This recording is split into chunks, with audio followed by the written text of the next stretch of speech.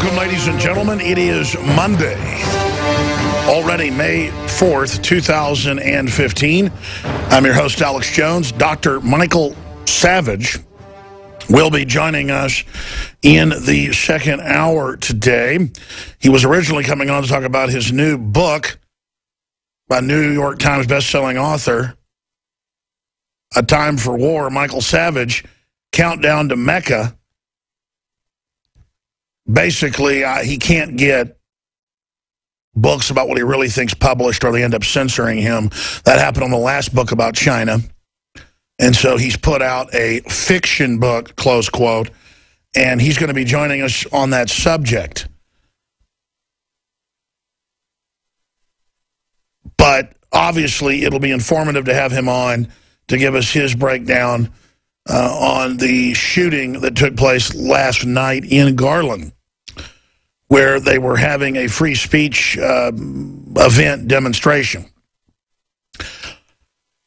One police officer wounded in the leg, the two gunmen gunned down by the Garland SWAT team that was lying in wait because the FBI had already questioned the reported shooters, and as usual, had not been allowed to basically indict them by the Justice Department. They'd caught them traveling to North Africa for training, and they were allowing them basically to travel back and forth for ISIL, Islamic State, and the ISIS forces, who have taken responsibility. Now, some will ask, is this a false flag? And it would take an hour to go into why, with first look last night and this morning, probably not. If this had been a staged event, you'd have had hostages taken, the real killers would have gone out the back door, they would have shot a couple patsies, that is, the operators would have, and the local cops would have been held back by the feds and thought that the terrorists had killed themselves. That's the kind of staged event that has been run before in Europe. The fact that the SWAT team took them out instantly, and that it looks so good for the Second Amendment versus what you saw with the Charlie Hebdo fiasco in France, and the way that CNN and others are responding with their spin, you see they weren't lined up with their PR points day one. When you see a provocateur or staged event like Sandy Hook or 9/11, the media is ready with the narrative scripted on every channel. When it's not staged, they're not scripted and ready on every channel. And again, ISIS itself is a false flag in that they've been armed, allowed to train, allowed to operate and build up and then recruit. And as I've said, they don't need to get ISIS or ISIL forces, it's all part of the same Islamic State, across the border, because ISIS mainly recruits for Islamic State out of the West, out of Europe, out of the UK, out of the United States and Canada. And we've been complaining for years that our government and other governments allow them to fly back and forth to build up this force. I mean, they just had another big suicide bombing in Damascus trying to topple the Assad regime and put ISIS in control there to set up Islamic State. So the media does not like the image of instant reaction by the police gunning these two down. There were a lot of witnesses out on the busy road there in Garland. I even know where that convention center is. I grew up in Rockwall, across the lake from Garland. So you've got Rockwall outside Dallas, you've got Lake Ray Hubbard, and you've got Rowlett and Garland. And my stomping grounds were Garland and Richardson and Rowlett and Rockwall. And so I know that area well.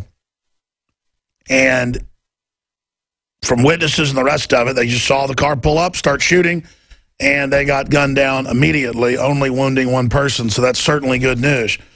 Separately, though, it is a false flag in that globalist forces that I liken to Spectre, criminal groups within compartmentalized areas of government and corporations, are on record admitting they use the radical jihadi Islamic threat funded by Saudi Arabia and others to destabilize the planet and bring in social control, which is then not used against radical Islam, but is used against libertarians, veterans, conservatives, people that are actually trying to restore the republic. I've got to say, though, watching CNN last night and ABC News, and MSNBC monitoring propaganda. And this morning, watching it, we've got a bunch of these clips, but it's all over the news. You're seeing it. Why even play them? Where they go, these are bigoted, horrible people. Has it gone too far, their speech? These people are idiots. These people are horrible. You've got this European government member who was over there to speak. It's a free speech event. If you don't believe in free speech, you don't believe in this country. And we should be having a debate about radicals that don't like free speech to the point that they're ready to go out and kill people. And then the media acts like it's the fault of the event holders that had it in a convention center that they rented out, where you could have a convention for Muslims, you could have a convention for Baptists, you could have a convention for Catholics, you could have a convention for Zoroastrians, you could have a convention for atheists, you could have a convention for Harry Potter enthusiasts, Star Wars nerds. I mean, it's not like they were in front of somebody's church at a funeral making fun of dead people, and that's even protected, though it starts to get into incitement. No, it was inside a closed-door event that they paid for. I don't believe in stirring people up, so I'm not going to go out and depict, Muhammad with, Muhammad giving, another man fellatio or, things like that. That's some of the stuff in the Charlie Hebdo art. We don't know what was in this art because CNN and other channels, when they show it, blur out all the art.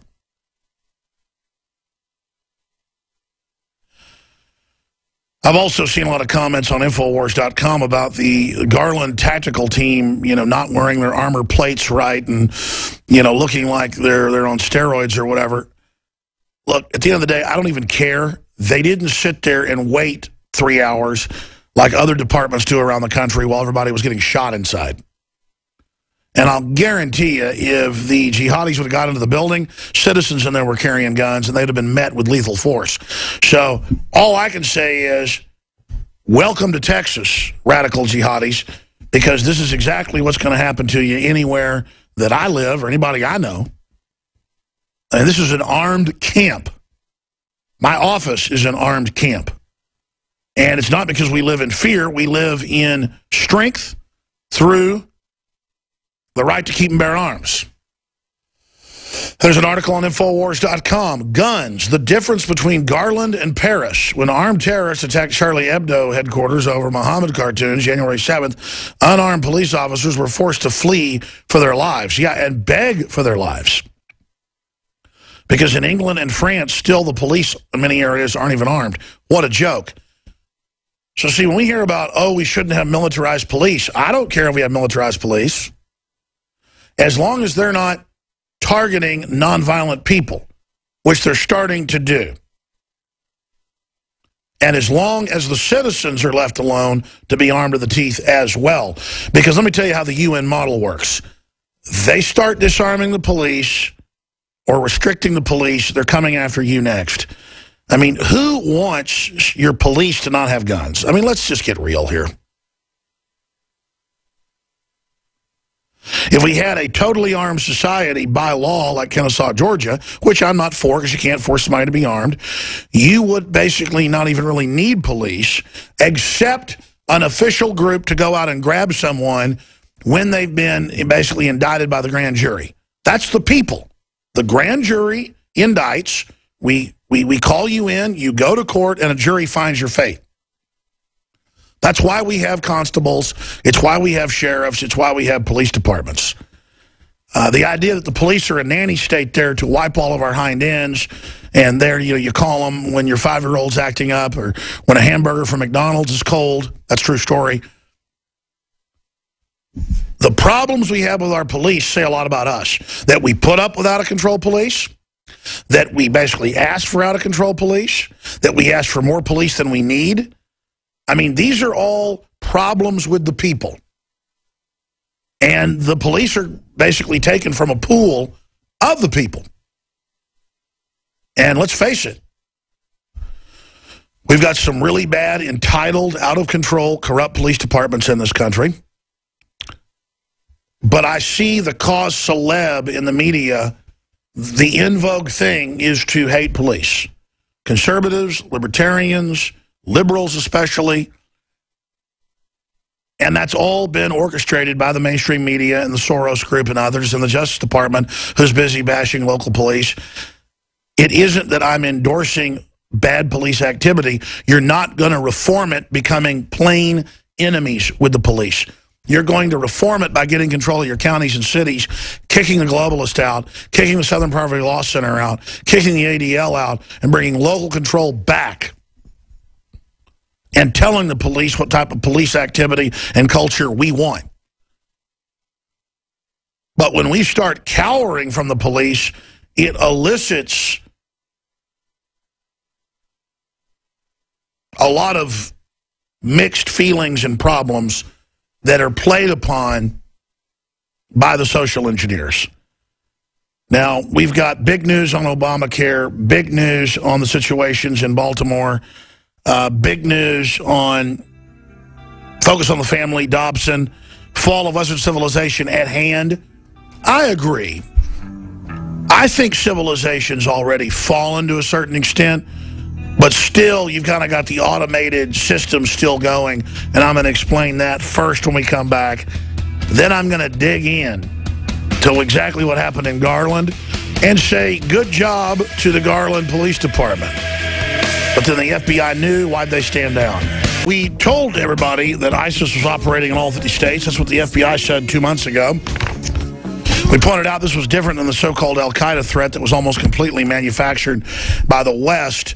This ISIS Islamic State is an attempt by Saudi Arabia, allied with different elements of our government, NATO, and Turkey and Israel, to take over any Shiite-held areas of the Middle East.